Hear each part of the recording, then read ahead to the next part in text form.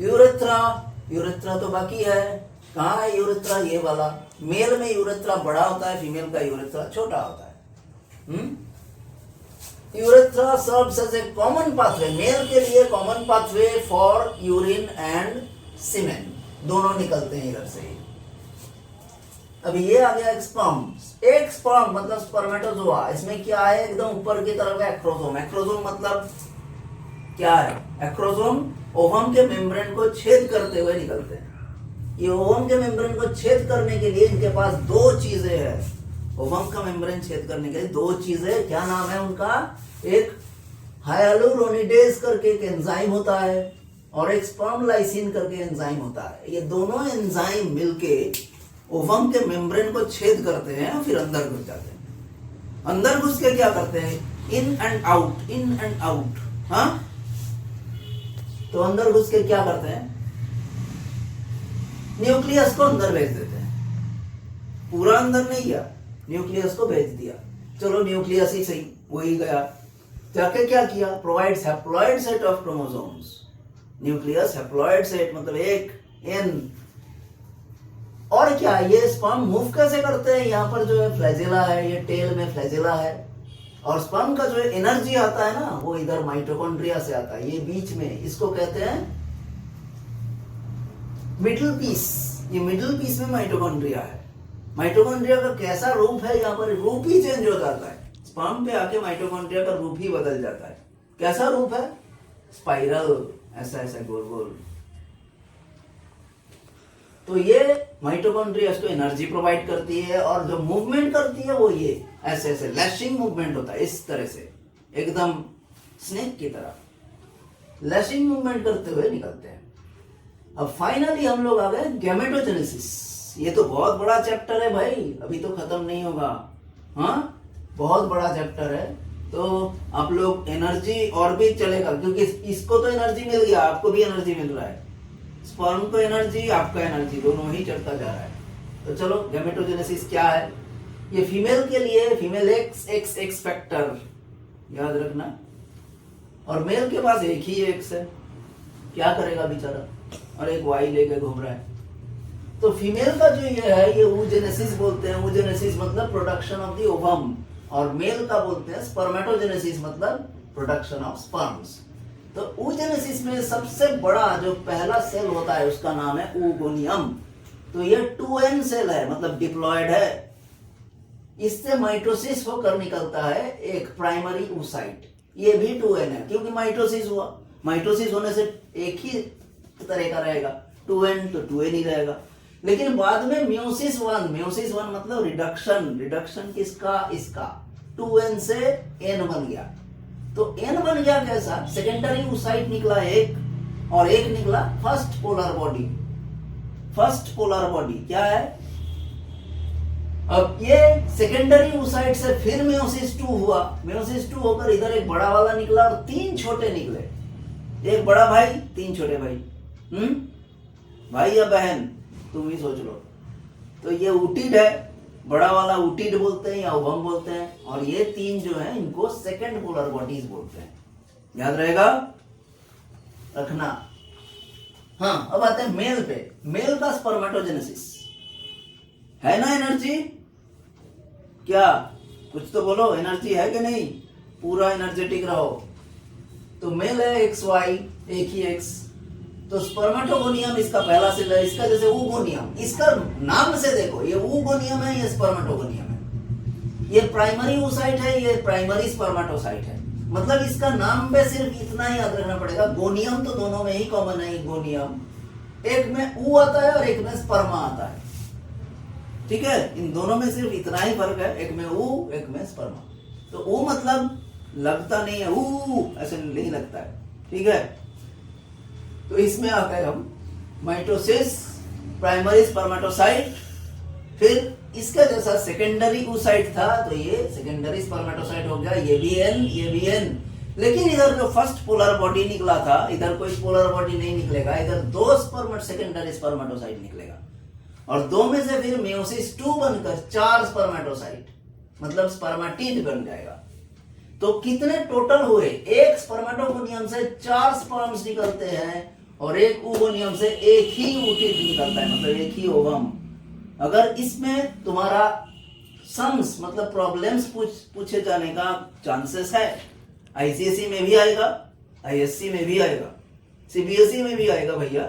ये प्रॉब्लम हर एक में आता है। प्रॉब्लम के बारे में हम लोग डिस्कस करेंगे आगे। तो अब तक के लिए यहीं पर फिर से मुलाकात होगी। चलो अगले वीडियो। हाँ, आ गए हम आपके पास। देखिए क्या लेके आए हैं, एकदम मिठाई है। रिप्रोडक्शन बहुत फेवरेट चैप्टर है सबका। क्यों? क्योंकि ये पढ़ाते नहीं है, स्कूल में नहीं पढ़ाते, सबको शर्म आती है स्कूल में पढ़ाते हुए, तो हम पढ़ाते हैं। हमारे पास आइए, कोई भी डाउट हो हम क्लियर कर देंगे, कोई भी डाउट हो। और इसमें डाउट तो बहुत ही निकलेगा है। क्यों? क्योंकि 9th में तो हमने कुछ किया ही नहीं, सब वो कर रहे थे। चलो जो कुछ भी किया ना किया, मेरा तो काम है पढ़ाना, चलो पढ़ा देते हैं। इधर क्या है, रिप्रोडक्शन क्या है? What is reproduction? It's a fundamental process by which, fundamental याद रखना, फंडामेंटल प्रोसेस, ये लाइफ प्रोसेस नहीं है, ये फंडामेंटल प्रोसेस है। By which organisms produce their own kind. Own kind मतलब ऑफस्प्रिंग। जैसे अपने पापा के बेटे तुम हो, तुम्हारे पापा के ऑफस्प्रिंग हो तुम, ठीक है। ऑफस्प्रिंग क्या कहते हैं? ऑफस्प्रिंग मतलब वो स्प्रिंग नहीं, साइकिल वाला स्प्रिंग वो नहीं, ऑफस्प्रिंग। अपने पापा के जैसे तो नहीं होगे क्योंकि वेरिएशन हो गया। For the continuity of the species, ये चीज याद रखना पड़ेगा, ठीक है। ये बातें बहुत अच्छी तरह से समझो। तो organs which produce sex cells, sex cells मतलब गैमीट्स, मतलब मेल गैमीट को कहते हैं हम स्पर्म और फीमेल गैमीट को कहते हैं ओवम। तो ये कहां से निकलते हैं? Primary sex organs. मेल में भी प्राइमरी सेक्स ऑर्गन्स है, फीमेल में भी है। मेल का क्या है? टेस्टिस, एक जोड़ा टेस्टिस, वो पेयर ऑफ टेस्टिस। और फीमेल का है ओवरीज। कहाँ है? एब्डोमेन के नीचे। टेस्टिस है एब्डोमेन से बाहर और ओवरी है एब्डोमेन के अंदर। अब टेस्टिस कहां पर है? टेस्टिस बाहर है, बाहर स्क्रोटल सेक्स में है, स्क्रोटम में। क्यों है स्क्रोटल सेक्स में? क्योंकि वहां का टेम्परेचर हमारे बॉडी टेम्परेचर से -2 डिग्री मतलब कम है। हमारे बॉडी टेम्परेचर से 2 डिग्री टेम्परेचर कम है, 2 डिग्री सेल्सियस कम है, याद रखना ये। अब क्या है, हम रिप्रोडक्शन का जो सिग्निफिकेंस है, सिग्निफिकेंस मतलब समझते हो ना? तुम लोग तो बहुत अब फिल्म हुआ देखते हो, फिर हमारे जमाने में तो वो था नहीं, हाँ, तुम्हारे पापा के जमाने में भी नहीं था, लेकिन तुम्हारे जमाने में मोबाइल हुआ है, तुम्हारे हाथ में ही मोबाइल है, चलते हैं, हाँ। क्या क्या देखते हो? इंस्टाग्राम, इनकॉग्निटो, नहीं कान में हेडफोन लगा लो, सुनो मत ज्यादा, सिर्फ मुंह हिलाते रहो। It passes hereditary information generation after generation. लगाया ना हेडफोन? ठीक है, अभी और भी बातें सुनना बाकी है। It passes DNA with variation.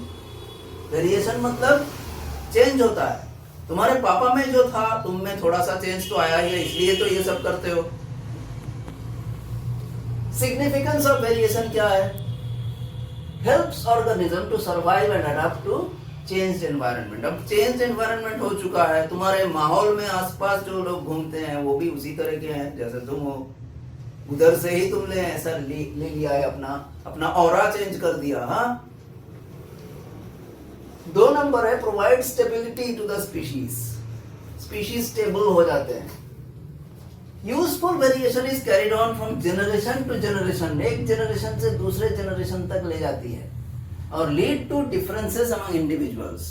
एक इंडिविजुअल से दूसरे इंडिविजुअल का डिफरेंस हो जाना, ये भी एक सिग्निफिकेंस है। समझ में आई बात? हाँ, तो आते हैं, चलो explain how bacteria can survive. Bacteria कैसे सर्वाइव करते हैं भैया? तुम तो सर्वाइव कर ही गए, लेकिन बैक्टीरिया वो तो पहले सर्वाइव नहीं करती थी, इतनी गर्मियों में सर्वाइव नहीं करती थी, लेकिन बैक्टीरिया भी चालू चीज हो गए तुम्हारे साथ, वो भी देखते होंगे। क्या वो चीज? ड्यू टू वेरिएशन, बैक्टीरिया में भी तुम्हारे जैसा वेरिएशन आ गया। The bacteria get adapted to high temperature, Bacteria get adapted to Instagram and so they can survive. है कि नहीं? नहीं, ज्यादा नहीं, हाँ, थोड़ा कम. तो ये है मेल रिप्रोडक्टिव सिस्टम. हम लोग मेल रिप्रोडक्टिव सिस्टम का ये पार्ट पढ़ते हैं, फिर ये रिप्रोडक्टिव डक्ट्स पढ़ेंगे. तो ये रिप्रोडक्टिव सिस्टम में क्या है? ये वाला, ये स्क्रोटम है. ये वाला देखो, अच्छी तरह से देखो, ये स्क्रोटम, ये देखो.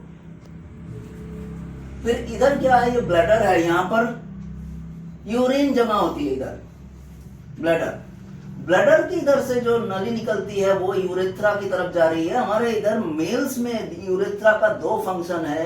एक यूरिन जाने के लिए, यूरिन का पैसेज है, और तुम्हारा स्पर्म जाने के लिए, दोनों है कि नहीं?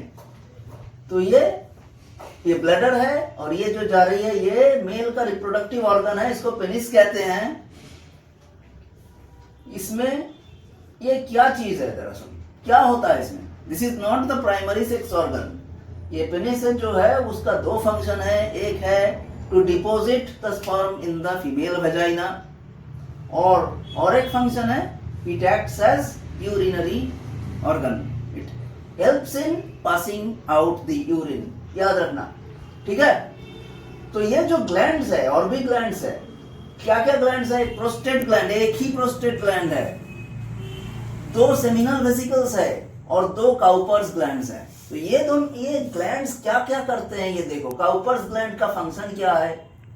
सिक्रेट म्यूकस और लुब्रिकेट्स और न्यूट्रलाइजेस द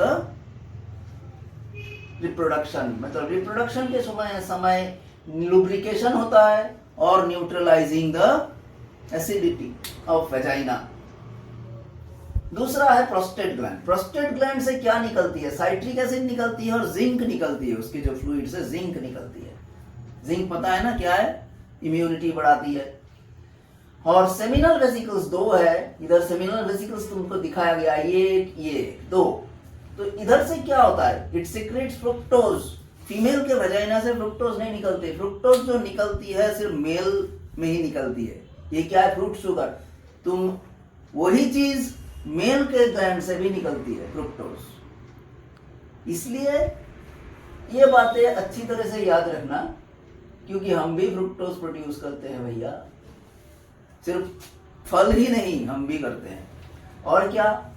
पोटासियम आयन निकलती है, और प्रोस्टाग्लैंडिन करके एक चीज निकलती है. ये तीनों चीज निकलने से क्या होता है? प्रोस्टाग्लैंडिन का एक टिपिकल स्मेल है, तो वो भी उसी में आता है. ठीक है? स्क्रोटम तो अभी बताया, maintains temperature of 2 degree below the body temperature, 2 degree Celsius below the body temperature. तो ये हो गया हमारा रिप्रोडक्टिव ऑर्गन्स, ऑर्गनवा. तो अब आते हैं रिप्रोडक्टिव डक्ट्स. रिप्रोडक्टिव डक्ट्स, ये पूरा ये जो है टेस्टिस है, इसमें क्या है? इसमें देखो क्या क्या है. इसमें एक एक ये सेमिनिफेरस ट्यूब्यूल्स बोलते हैं इनको. सेमिनिफेरस ट्यूब्यूल्स, इधर से सब डक्ट्स निकलते हैं. कितने सारे डक्ट्स है? ये इसके अंदर है ट्यूब्यूली रेक्टी, रेटिटेस्टिस और वासा एफरेंशिया. ये तीनों इधर है, इस जगह पर. अच्छी तरह से देख लो. वहां से बड़ा सा एक डक्ट निकलता है. बड़ा सा मतलब बहुत ही लंबा, बहुत ही लंबा डक्ट है. इसमें क्या है? इस लंबे डक्ट में क्या है? तुम्हारा स्पर्म इधर ही मैच्योर होता है, इधर ही स्टोरेज होता है. हाँ, एक स्पर्म का देखो ये आकार है. इसमें बाद में आते हैं, अभी फिलहाल देख लो इतना. तो एपिडिडाइमिस में sperms are matured and stored. उधर से फिर निकलता है वास डिफरेंस. वास डिफरेंस क्या है? इसको स्पर्म डक्ट बोलते हैं. तो इधर से निकल आएगा. कौन सा है वास डिफरेंस? ये वाला, ये वास डिफरेंस है. इधर देखो, ये वाला वास डिफरेंस है ये. तो इधर ये वास डिफरेंस, इधर से सेमिनल वेसिकल के साथ, मतलब ये सेमिनल वेसिकल के साथ मिलते हुए ये इजैकुलेटरी डक्ट में निकलता है. इधर से तुम्हारा सीमेन निकलता है. सीमेन का मतलब क्या? व्हाट इज सीमेन? सीमेन मतलब it is a secretion of all the 3 ducts. कौन से? काउपर्स ग्लैंड, प्रोस्टेट ग्लैंड और सेमिनल वेसिकल. इन सब का सिक्रेशन सीमेन से होकर गुजरती है. और क्या है? Sperm. Semen is equal to sperm plus secretions. कौन सा सिक्रीशंस? ये याद रहेगा, है ना? ये एकदम मरते दम तक याद रखना इसको, क्योंकि ये हर वक्त काम में आएगा। अभी तो बड़े हो रहे हो तो बाद में काम में आएगा, ठीक है? तो चलो, ये आ गई समझ में इतना तक? अरे कुछ तो बताओ। ये ऑर्गन्स और ये फंक्शन, ऑर्गन्स में क्या है? पेयर ऑफ टेस्टिस, इसका फंक्शन क्या है? To produce sperm. एपिडिडाइमिस क्या है function? Maturation and storage of sperm, सब भी बताया, याद है कि नहीं? फर्स्ट डिफरेंस, फंक्शन क्या है? Passage for spermatozoa from epididymis to urethra. आई बात समझ में? कहां से निकलती है? ये यूरेथ्रा से। Seminal vesicles, discharge of seminal fluid into urethra for transportation, sperm का ट्रांसपोर्ट करती है और नरिशमेंट करती है। इंग्विनल कैनाल सुना है कभी? ये एब्डोमेन से होकर एकदम स्क्रोटम तक जाती है। क्या लेके जाती है? टेस्टिस। क्योंकि जब तुम मम्मी के पेट में थे तभी उधर तुम्हारा जो टेस्टिस थे तभी एब्डोमेन पे थे। जब भी तुम जन्मते समय, मतलब during the time of birth, उस समय क्या आ गया? स्क्रोटम पे चला गया। अभी अगर स्क्रोटम से वापस आती है तो इंग्विनल कैनाल वहां बंद हो जाती है, क्लोज।